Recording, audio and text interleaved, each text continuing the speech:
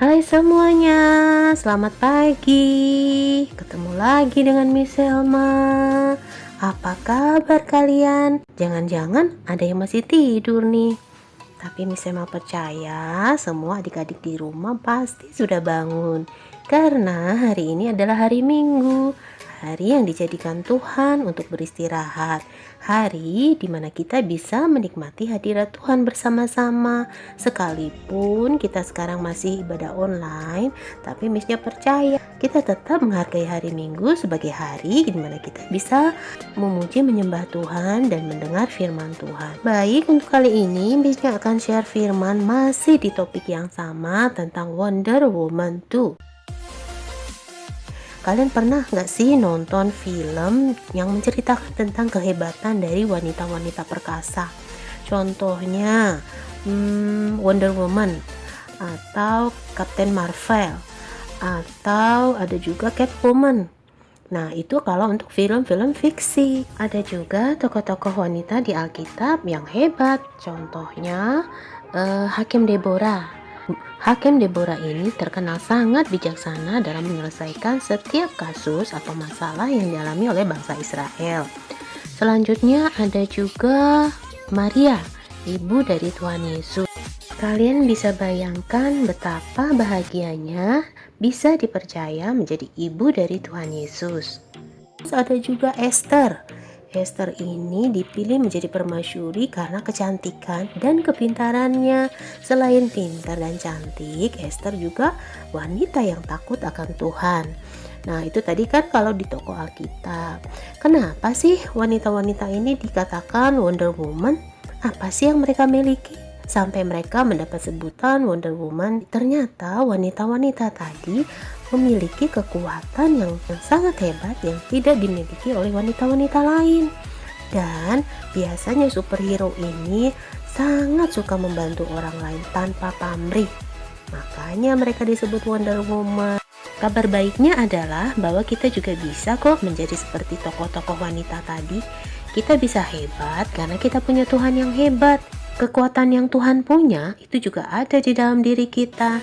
Dan firman Tuhan yang Tuhan berikan kepada kita itu memungkinkan kita bisa melakukan apapun, bahkan jauh lebih hebat dari tokoh-tokoh wanita tadi. Kita bisa belajar dari firman Tuhan yang mengatakan bahwa kita bisa melihat hidup dari pemimpin-pemimpin kita yang terdahulu, dan kita melihat akhir hidup mereka, dan kita bisa mencontoh kehidupan mereka dengan menjadi berkat buat orang lain. Kita akan sharing firman tentang Elizabeth, ibu dari Yohanes Pembaptis, salah satu wanita luar biasa atau Wonder Woman yang terdapat di Alkitab. Sebelumnya, Missnya mau ajak kalian untuk membuat craft atau kartu ucapan terima kasih buat mama. Mama di rumah juga termasuk salah satu wanita hebat.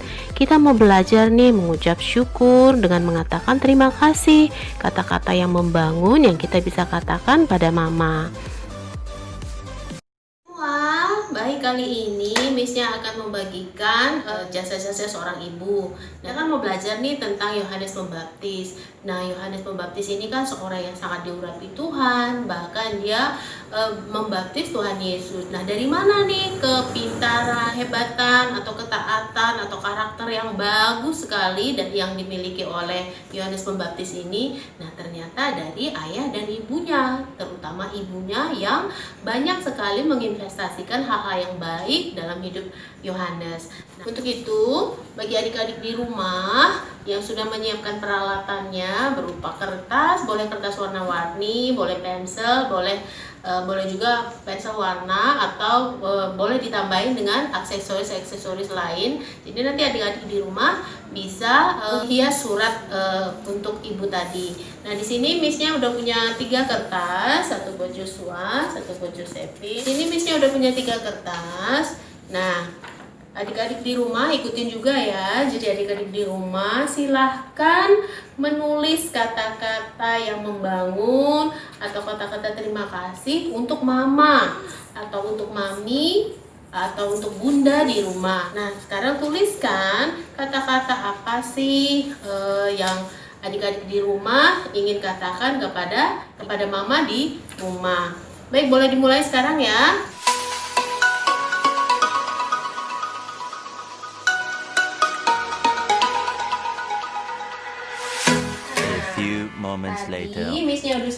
kalian menuliskan kata-kata yang ingin kalian katakan kepada mama atau mami, terserah apa panggilannya di rumah, mau bunda.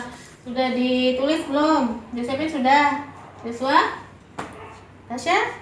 Sudah. Oke. Sudah sudah dihias.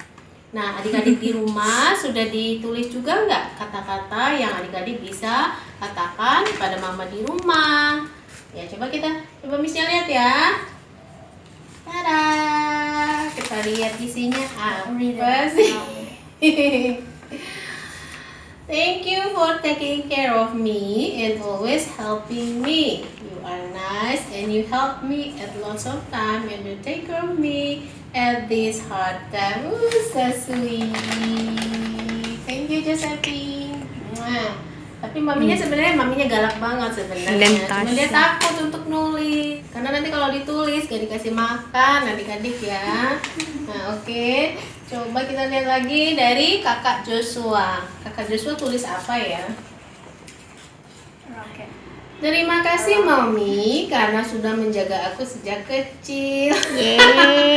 Walaupun kadang Mami marah-marah, tapi aku tahu itu untuk yang terbaik tuh kan, bener kan? Adik-adik di rumah kalau mamanya suka marah-marah, berarti ada sesuatu hal yang nggak benar yang kalian lakukan.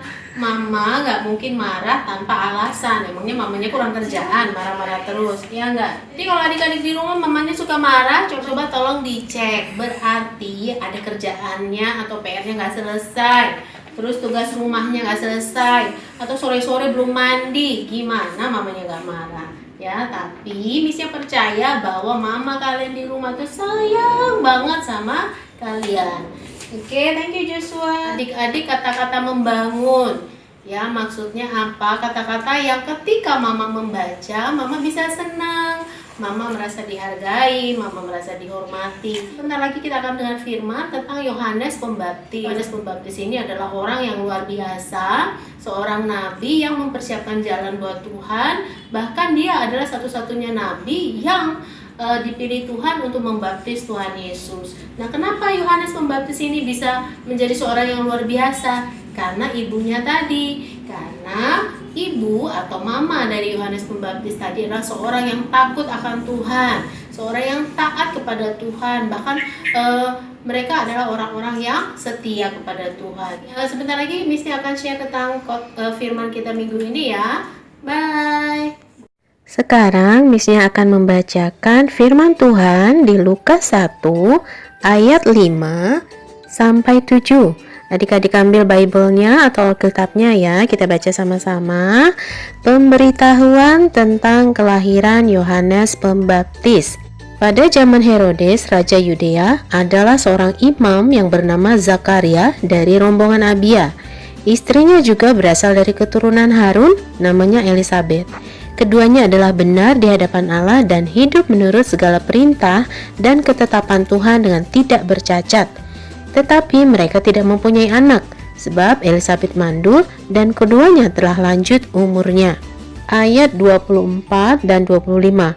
Beberapa lama kemudian Elisabet istrinya mengandung dan selama 5 bulan ia tidak menampakkan diri. Katanya, inilah suatu perbuatan Tuhan bagiku, dan sekarang ia berkenan menghapuskan aibku di depan semua orang. Amin. Di firman ini diceritakan kisah tentang kedua orang tua dari Yohanes Pembaptis. Jadi, Zakaria dan Elisabet adalah orang-orang yang takut akan Tuhan. Bahkan dikatakan mereka adalah orang yang benar, orang yang dibenarkan oleh Tuhan, dan mereka adalah orang-orang yang setia. Bahkan ketika belum memiliki anak pun, kasih mereka kepada Tuhan sangat besar. Dari kisah Zakaria dan Elisabet ini ada dua hal yang kita akan pelajari, yaitu yang pertama adalah hidup benar di hadapan Tuhan. Apa sih maksudnya hidup benar di hadapan Tuhan? Hidup benar adalah hidup yang dibenarkan oleh Tuhan Yesus. Mungkin adik-adik bertanya, ketika Zakaria dan Elisabet hidup, kan Tuhan Yesus belum lahir. Gimana caranya mereka bisa mempercayai Tuhan Yesus? Gimana caranya mereka bisa disebut sebagai orang yang beriman? Memang Zakaria dan Elizabeth hidup ketika Tuhan Yesus belum lahir. Namun mereka percaya bahwa Mesias itu yaitu Tuhan Yesus akan datang. Hal ini bisa dilihat di firman Tuhan di Lukas bahwa Zakaria dan Elizabeth menyambut kedatangan Maria yang sedang mengandung bayi Tuhan Yesus. Maka dari itu mereka disebut orang benar atau orang yang percaya kepada Tuhan Yesus. Kita tidak bisa membenarkan diri kita sendiri. Bahkan dikatakan bahwa dosa kita itu seperti kain kotor di hadapan Tuhan. Apapun kebaikan-kebaikan yang kita lakukan tidak bisa menghapus dosa kita. Ilustrasinya adalah sama seperti kain kotor yang sudah terkena noda yang tidak bisa dibersihkan. Sekalipun kita sudah mencuci berkali-kali, kita udah pakai bike clean, bahkan kita udah pakai rinso sekalipun, tetap noda tersebut tidak bisa hilang. Demikianlah dosa kita juga tidak bisa hilang dengan perbuatan baik kita. Hanya karena kebaikan Tuhan saja dan hanya karena pengampunan dari Tuhan saja.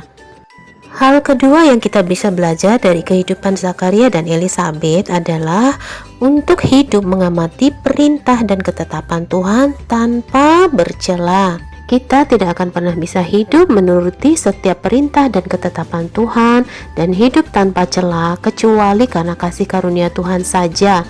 Dengan kekuatan kita tidak akan mampu. Nah, gimana sih caranya supaya kita bisa hidup menurut ketetapan dan perintah Tuhan agar hidup kita bisa tidak bercelah? Hal yang kita bisa lakukan adalah yang pertama berdoa. Dengan memiliki hubungan yang intim dengan Tuhan, kita bisa tahu dan kita bisa mendengar suara Tuhan. Hal-hal apa sih yang Tuhan ingin kita lakukan hari ini? Nah, kita juga harus membaca firman Tuhan. Setiap perintah Tuhan itu ada tertulis di dalam Bible atau Alkitab.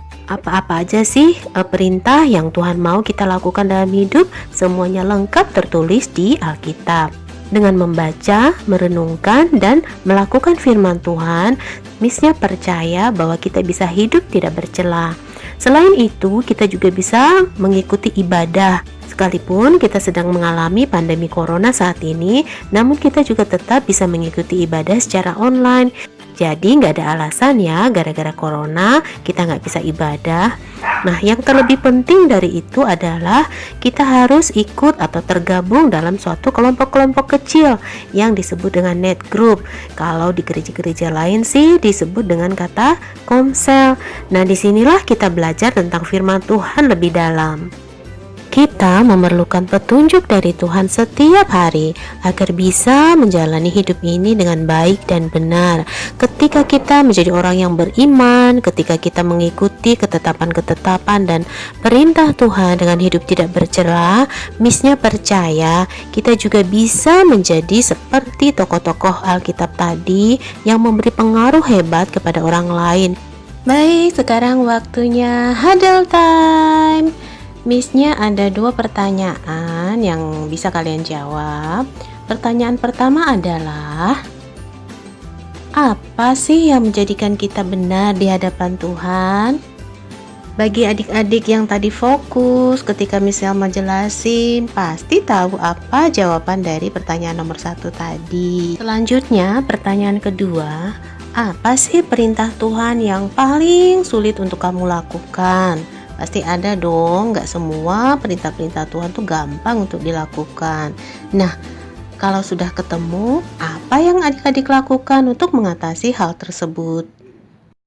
Sebelum kita selesai, Missnya mau kalian ambil waktu masing-masing dengan meletakkan tangan kanan di dada, tutup matanya, dan katakan perlahan, aku bisa membantu orang lain untuk mengikuti Tuhan. Katakan sampai 3 kali, aku bisa membantu orang lain untuk mengikuti Tuhan. Baik, masih dalam posisi berdoa ya. Kita akan selesai, Missnya akan berdoa buat kalian. Bapa, dalam nama Yesus, terima kasih untuk firman Engkau yang bisa saya share hari ini. Kami percaya setiap kami adalah orang-orang hebat. Kami percaya setiap kami adalah orang-orang yang dibenarkan oleh kasih Kristus. Bahkan setiap kami adalah orang-orang yang bisa menuruti setiap perintah dan ketetapan-Mu agar hidup kami tidak bercela di hadapan-Mu. Apa yang kami pelajari, biarlah Tuhan dan Roh Kudus Engkau yang menjabarkan lebih lagi sehingga menjadi berkat buat anak-anak ini. Dalam nama Yesus kami berdoa. Amin. Bye.